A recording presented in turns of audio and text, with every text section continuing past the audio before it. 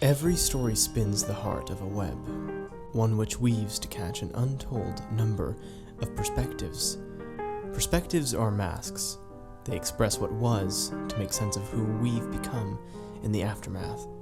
We can run our hands along the infinite strands to lead us to different masks, hopefully to see things in a way we never have before. But we should be careful of what masks we wear. It's often the perspectives we're used to that make us the most blind. This is because stories are like blood, constantly changing in our veins. They have this wonderful way of possessing us, their narratives burrowing deep, and when we are alone, their souls cast heavy shadows beneath our own. Hiding in these masks are the ghosts of our past selves, forgotten fragments craving this present moment. Should we forget their desires, we may be overcome by their erratic impulses. Lurking in each of us is a darker self we may never become.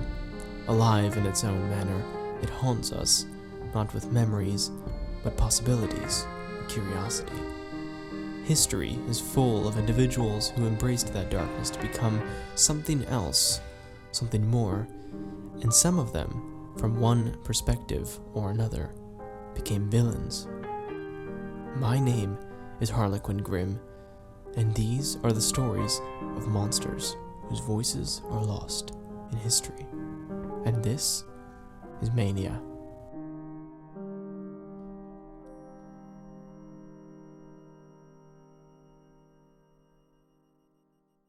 Hopefully, you have all been enjoying the new introduction into the show, something that is less jarring and better encapsulates the wonder I feel in researching and writing these tales. This is the final episode in the 3-part series entitled Demon.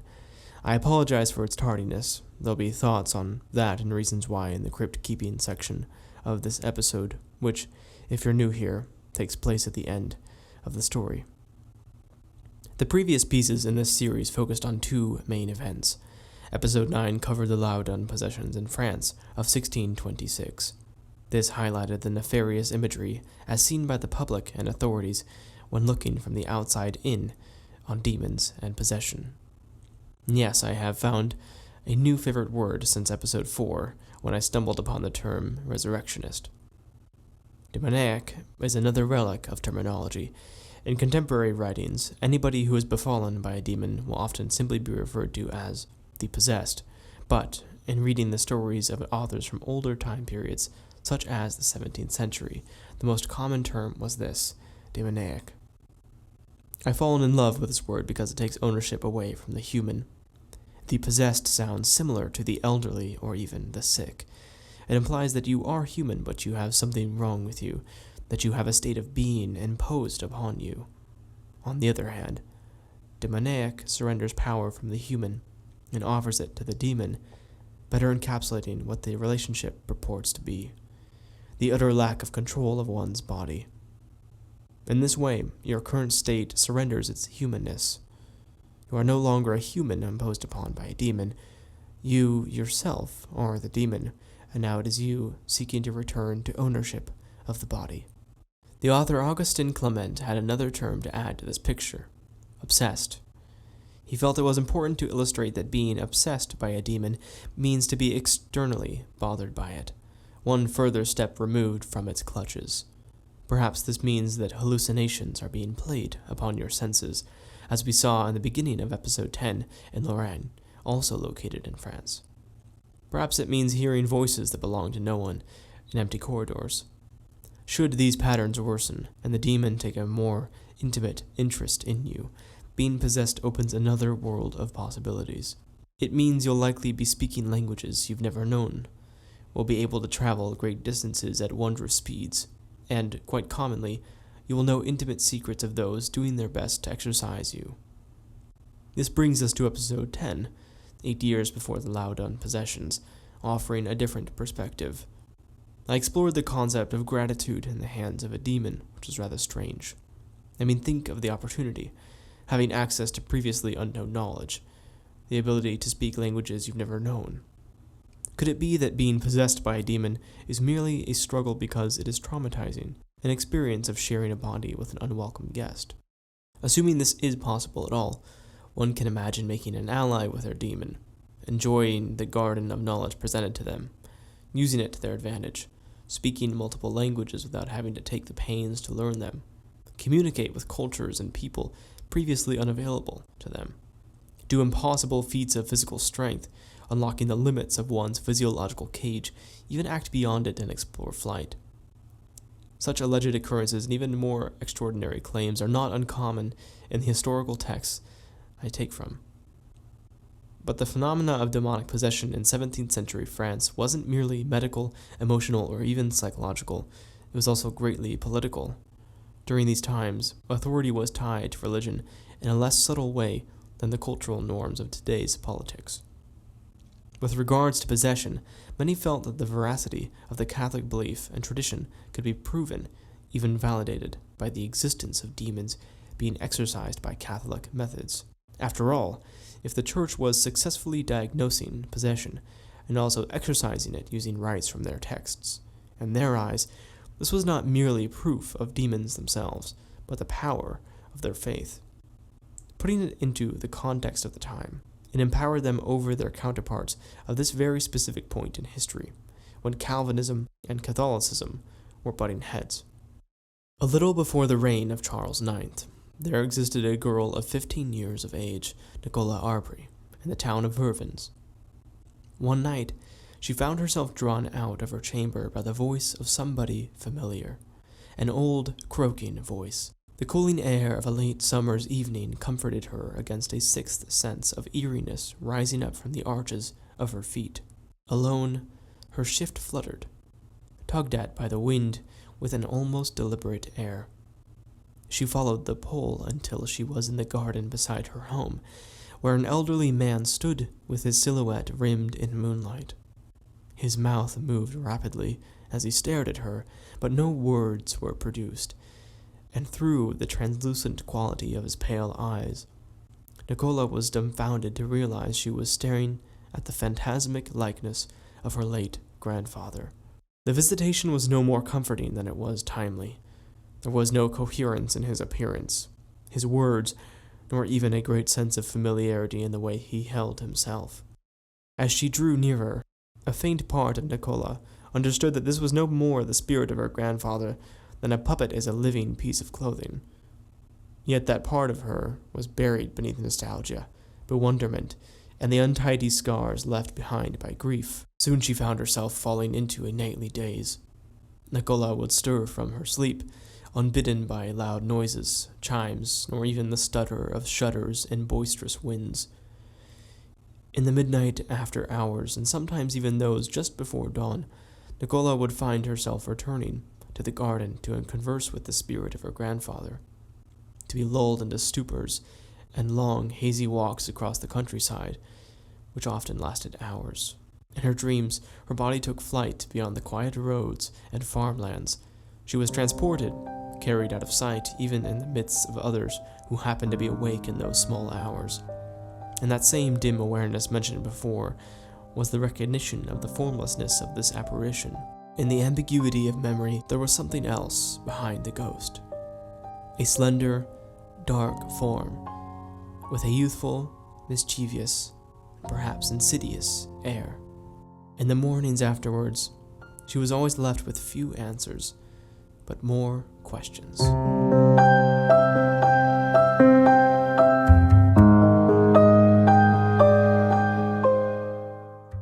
Once Nicola's body was witnessed drifting away into the night air from her chamber window, alarms were rung.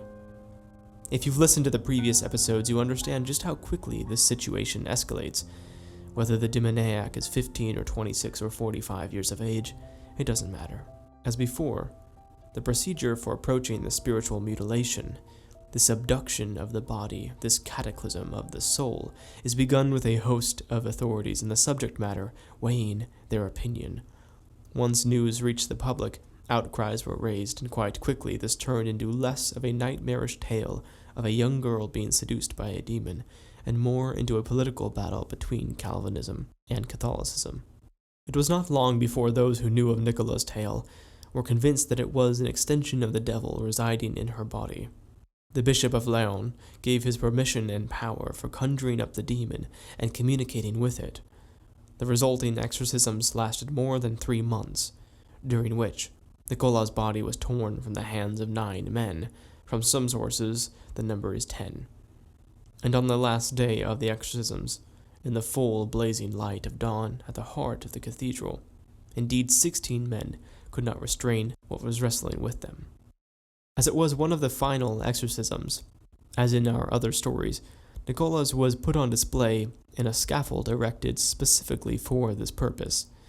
Crowds had gathered in the cathedral to observe, to reported numbers of 10 to 12,000. Foreigners even traveled specifically to witness the event. The Pope's nuncios, the parliamentary deputies, and even university officials were in attendance. This particular demon having an affinity for flight, Nicola was wrenched from the hands of the exorcists and those restraining her. Then she was put upright, hanged in the air, stiff as a board of oak. There was an unnatural stillness about her. What was heard next was the slick unraveling of a tongue, which rolled from her mouth into a truly mortifying and impossible length. It was long enough that it dipped towards the crowd of priests and exorcists, causing several to scramble for a means to dodge it before the prodigious muscles slapped against the ground. It was evident that Nicola's eyes began to smolder next. A gray and pale smoke, which smelled of cedar, moss, and earth, clouded the cathedral, as other demons had in previous recounts. This one in particular compelled diverse tongues from Nicola, revealed secrets of its exorcists, and would often speak in 3 or 4 different voices or tones. Although spectacular, this dramatic display was one of the demon's last. Perhaps it was a final demonstration of its power before deciding to give way beneath the heavy weight of exorcists casting Latin banishments upon it. As Nicola was slowly lowered upon the length of her tongue, many members of the audience fainted, experienced abrupt vomiting, or fled the cathedral with hasty prayers as they refused to look any longer at the sight. Upon reaching the ground, Nicola's tongue had returned to its normal size. A nearby doctor forced a tincture upon her, who by then was entirely unconscious. The tincture, or rather, the poison, caused convulsions until Nicola expelled it and what was left in her stomach. After this, she came to her senses, and there, her shift stained with vomit at the heart of thousands of onlookers, she once more retained full consciousness and realized that she was at the end of this strange and weary dream. A dream which, like any other, had come to a sudden end, but this one had begun in the tranquil moonlight of a garden with a ghost.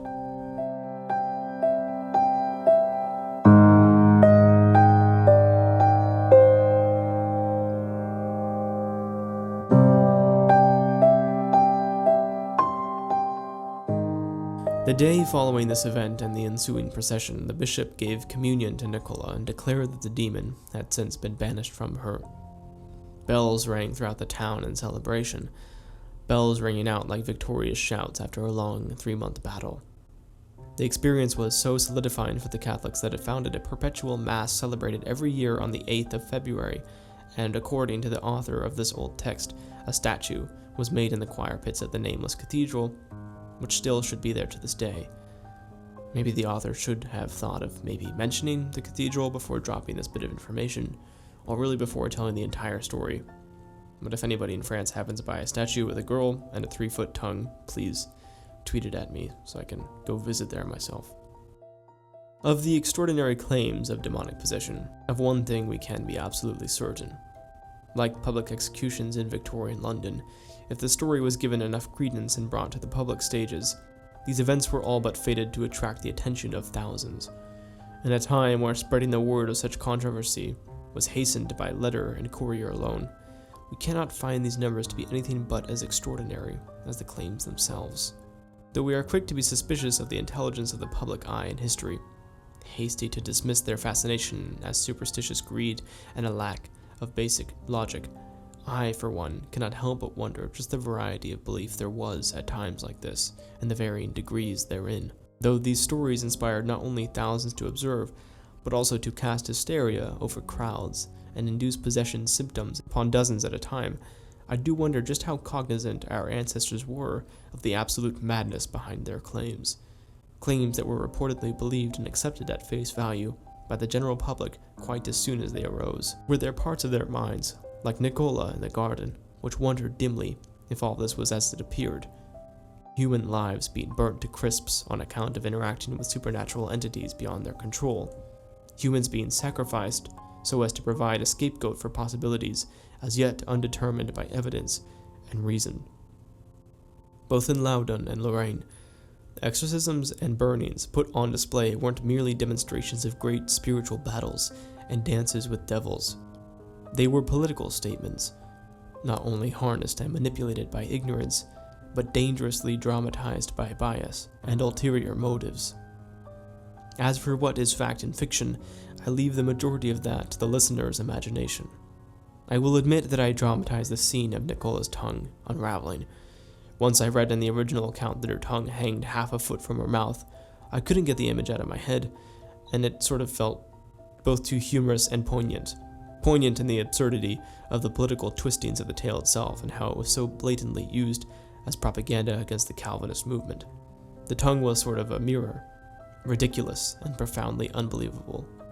Other than that specific detail, all of these events happened as described, in the order, with the characters mentioned, and even the supernatural recounts of flying bodies defying the strength of 16 men.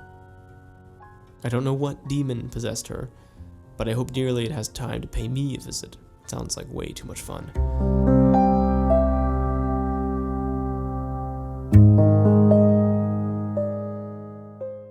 Alright, now for some crypt keeping. Let's see. A few weeks ago, I was on the podcast Turn That Off, which is a comedic show with a couple of entertaining and humorous guys, and basically they tell relevant news stories that happened that week or just weeks before and are hashed out. It's a very light atmosphere, and I was happy to join them. I'm not sure if I'll be back on, but I'll definitely be providing information on that in any of the appropriate social circles if you'd like to go listen to that. Maybe see me in a more lighthearted atmosphere. Alright, what else? Well, I am starting a writers group, the Writers Cabal. Only this isn't your normal writers group. This is a group of dedicated and extremely motivated writers. People who hold their craft and their ambitions with literary arts very dear to their existence. Whether you're a screenwriter or a novelist or somebody who wants to get a website up and running, whether you're querying out a novel right now or just writing your first one, this group is aimed specifically to be highly productive and to not listen to excuses like writer's block or time management. It's aimed for all of us to help one another in a very direct and almost rigid way. We will be meeting once a week. It will be an exclusive group, and it will always be at the same time. We will be discussing our passions and our goals and our specific tasks that week, the week before, and the oncoming week, so as to really narrow down on our dreams and cut them up into bite-sized fragments. If you're interested in that, there will be a link on our website and a form you can fill out, and you can get into contact with me, as well as the institution which is sponsoring this, which is the Better Together Network. Alright, I'm sure that's not the last you'll hear of that, but moving on, I suppose with the lateness of this episode, there's not much to say, not many excuses to give. When mental illness strikes, it can be quite a harrowing and debilitating deficit when it comes to creative projects. However, I'm quite happy with getting this out, at least in August. Definitely was a very busy month for me. I will be traveling in the following month in London, Poland, and Stockholm, and I'm hoping to have a small piece in each city to give to you. I know that Poland isn't a city, but I'm not sure exactly which city we're visiting yet, so I'm leaving that a bit open. And besides that, I have been keeping other flames going as well, so the Black Carnival is still producing stories. You can still find articles on my website. The most recent one I wrote about ghosts and storytelling and the power of that archetype, specifically in 2 films. I Am the Pretty Thing That Lives in the House and Insidious. And now that we are done with this series, it will certainly not be the last time you hear about me and my obsession with demons, but it will be the last time that we focus on demonic. Will be the last time in a while, at least, that we focus on demonic possession. It would be nice to return to the more eclectic nature of this show, and perhaps more freeing both for you and for me. As always, I am eternally grateful for your listening and your support. If you would like to support this show directly, you can go to patreon.com/HarlequinGrim, or you can go to the support page on my website, harlequingrim.com, and simply support it directly there. Other than that, you can rate and review it wherever you listen to it, or you can share it with your friends and family. Whatever you do, thank you very much for your support, and I do sincerely hope that you'll be joining me next time.